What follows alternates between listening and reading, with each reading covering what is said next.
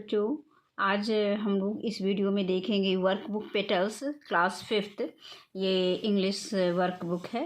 तो आज हम लोग इसमें देखेंगे लेसन 1। इसके पहले वाले वीडियो में हम लोगों ने रिवीजन देखे हैं। तो इसमें पहला लेसन है डोंट गिव अप। इसमें पहला क्वेश्चन है match the following words in column A with their opposites in column B and write them in the given space. One is done for you. तो इसमें हमें करना क्या है कि match the words in column A with their opposite in column B. इसमें एक तरफ वर्ड दिया गया है, कॉलम ए में वर्ड दिया गया है, कॉलम बी में उसके अपोजिट दिए गए हैं, अपोजिट वर्ड दिए गए हैं। तो हमको कॉलम ए से कॉलम बी में मैच कराना है और फिर इसके बाद हमको इसमें लिखना है जो हमें स्पेस दिया गया है। इन स्पेस में वर्ड और अपोजिट्स लिखने हैं। तो एक हमारे लेकर के दे दिया गया one is done for you. तो जैसे मूव का अपोजिट मूवमेंट क्या होता है? हिलना। तो इसका हो जाएगा स्टॉप यानी रुकना। मूव का हो जाएगा, मूव का वो अपोजिट होता है स्टॉप। तो मूव और स्टॉप हम इस तरह से लिख देंगे, मूव और डैश करके स्टॉप। इसके बाद टॉप। टॉप मीन होता है चोटी और बॉटम मीन तली होता है। तो टॉप का अपोजिट बॉटम हो जाएगा, हम यहाँ पे टॉप बॉटम लिख देंगे। बिग का अपोजिट स्मॉल हो जाएगा, बिग मीन बड़ा होता है, स्मॉल मीन छोटा होता है, तो बिग स्मॉल कर देंगे। इसके बाद गिव मीन देना होता है, टेक मीन लेना होता है। तो गिव का अपोजिट टेक हो जाएगा, तो गिव टेक लिख देंगे। नेक्स्ट आता है गो। गो कम। गो मीन जाना, कम मीन आना। तो यहाँ पे हम लिख देंगे गो कम। नेक्स्ट क्वेश्चन आता है question number 2। Find the remaining words of the following with the help of the word given in the box. अब इसमें रिमिंग वर्ड दिए गए हैं और इस बॉक्स में जैसे कप दिया है, टॉप है, शोइंग है, वीप, फॉल, लाइव, लिव। तो इनको हमें क्या करना है, इसमें इनके रिमिंग वर्ड्स में मैच करा के लिखना है। तो जैसे स्टॉप। स्टॉप का रिमिंग वर्ड टॉप हो जाएगा, हमने टॉप लिख दिया है। और इसके बाद है स्मॉल। स्मॉल का रिमिंग वर्ड फॉल हो जाएगा, ये फॉल लिखा हुआ, फॉल लिख देंगे। इसके बाद गोइंग। गोइंग का रिमिंग वर्ड हो जाएगा सोइंग, इसमें हम सोइंग लिख देंगे। नेक्स्ट आता है गिव। गिव का रिमिंग वर्ड हो जाएगा लिव, लिव लिख देंगे। कीप। कीप का वीप हो जाएगा, कीप मीन रखना होता है, वीप मीन रोना होता है। तो कीप का अब वो रिमिंग वर्ड्स वीप हो जाएगा। नेक्स्ट आता है अप। अप का रिमिंग वर्ड हो जाएगा आपका कप, CUP कप। तो ये हो गया हमारा rhyming word question number 2। Next आता है क्वेश्चन नंबर 3। क्वेश्चन नंबर 3 दिया है read the poem don't give up and write true for T for true and false for false F for the false statement. इसमें statement दिए गए हैं, 4 statement दिए गए हैं। तो सबसे पहले हम इसमें पोएम को पढ़ेंगे और पढ़ने की पोएम अपनी बुक से पढ़ लेंगे जो टेक्स्ट बुक है हमारे पास। इसके बाद हम इन वर्ड्स को पढ़ेंगे, इन सेंटेंस को पढ़ेंगे, इन स्टेटमेंट को पढ़ेंगे और स्टेटमेंट में जो हमें पोएम के अकॉर्डिंग हमें स्टेटमेंट में ट्रू फॉल्स लिखना है। तो पहला है कि this poem gives us motivation about life. ये कविता जो है हमारे जीवन के बारे में मोटिवेशन देता है, प्रेरणा देता है। तो ये बात सही है, तो इसमें हम लिख देंगे ट्रू। नेक्स्ट आता है question number B. We should feel useless and give up our goals. We should feel useless. You should feel useless and give up our goals. यानी अपना उद्देश्य प्राप्त करना। You should feel useless and give up our goals. हमें अपने अनुभव को बेकार समझना चाहिए, मीन्स हमें अपने अनुभव को बेकार समझना चाहिए। And give up our goals, और हमें अपने उद्देश्य को छोड़ देना चाहिए। गोल मेन उद्देश्य होता है। तो ये हमारा फॉल्स है, इसमें हम लिख देंगे फॉल्स। नेक्स्ट आता है we should not keep patience. हमें धैर्य नहीं रखना चाहिए, पेशेंस मीन धैर्य रखना होता है। ये भी फॉल्स है, इसमें फॉल्स लिख देंगे।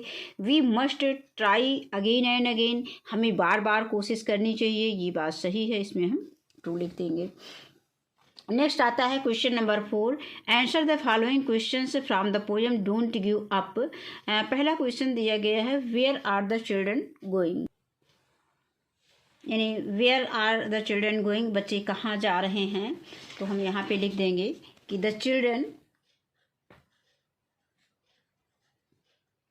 The children are going on journey, journey, journey of life। यानी बच्चे the children are going on journey of life, यानी बच्चे जो है जीवन की यात्रा पे जा रहे हैं। अगला क्वेश्चन आता है कि what does the word mountains means in the poem. Poem में माउंटेन्स का क्या अर्थ दिया गया है, क्या मतलब दिया गया है। तो माउंटेन्स मीन्स इसमें दिया गया है life is full of difficulties. जीवन जो है परेशानियों से भरा हुआ है। Difficulties, life is full of difficulties, जीवन परेशानियों से भरा हुआ है। नेक्स्ट आता है recall the instructions that your parents give you at home. हमें उस इंस्ट्रक्शंस को लिखना है कि जो इंस्ट्रक्शन हमें हमारे पेरेंट्स घर में देते हैं। क्लासीफाई देम इनटू डूज और डोंट। तो हमें डूज और डोंट्स में इसको आंसर को देना है। तो हम इसको देखते हैं। पहला है, इसमें डूज में लिखेंगे go to school on time, go to school on time. और इसमें डज नॉट में डोंट्स में लिख देंगे do not be late to school, मतलब हमें स्कूल के लिए लेट नहीं होना चाहिए। और अगला है go to school daily. Next है go to school daily, school हमें रोज़ जाना चाहिए। Do not B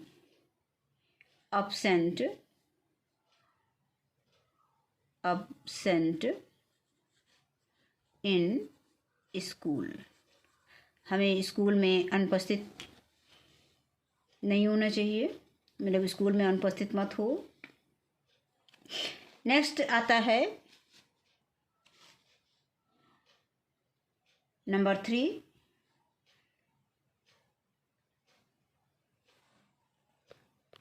eat fruits and vegetables. हम लोग बच्चों से कहते हैं कि फल और सब्जियां खाओ, तो eat fruit FRUITS fruit and vegetables VEGETABLES vegetables. अब यहाँ पे क्या लिखेंगे, do not eat with, do not eat lots of sweet and chocolate, क्योंकि बच्चे चॉकलेट और टॉफ़ी ज़्यादा पसंद करते हैं, मिठाइयाँ ज़्यादा पसंद करते हैं। तो हम बच्चों से कहते हैं कि सब्जी और फल और सब्जियां खाओ और मिठाई और चॉकलेट मत खाओ, ज़्यादा मात्रा में मिठाई और चॉकलेट मत खाओ। अगला है number 4, wash your hands before eating. मतलब कुछ भी खाने से पहले अपने हाथ को धो। और यहाँ पे डोंट्स में लिख देंगे do not eat with dirty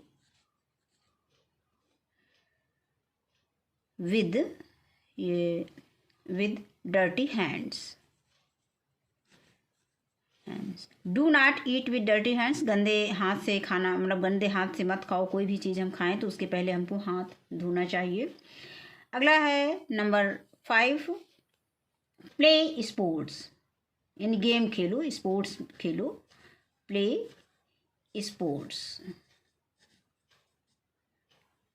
sports. Do not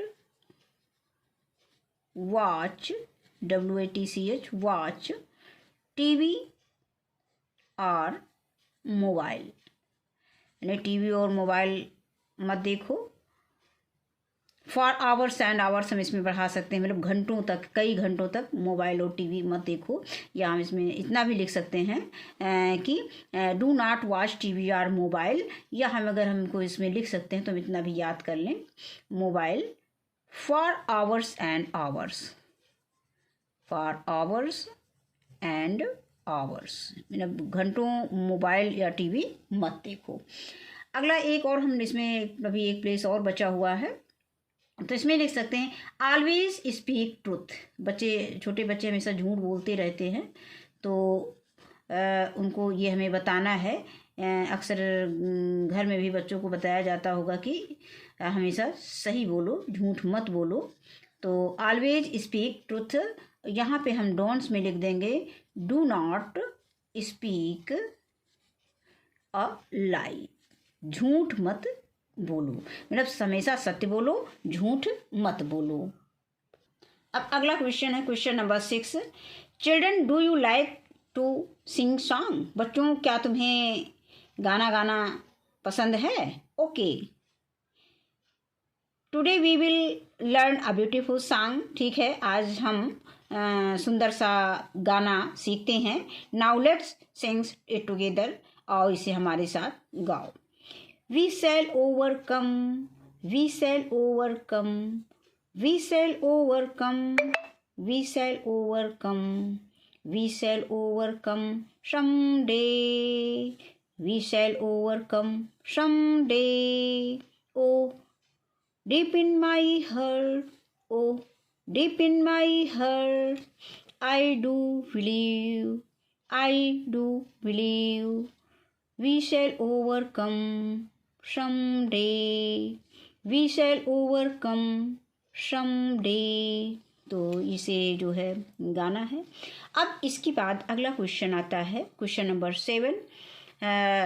help the lion to reach the forest.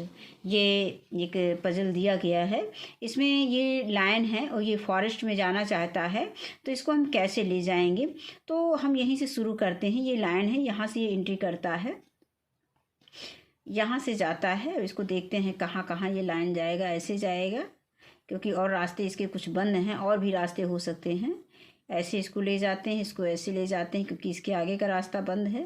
फिर हम इसको ले जाते हैं ऐसे, और फिर हम देखते हैं कि हमारा रास्ता कहाँ से खुल रहा है।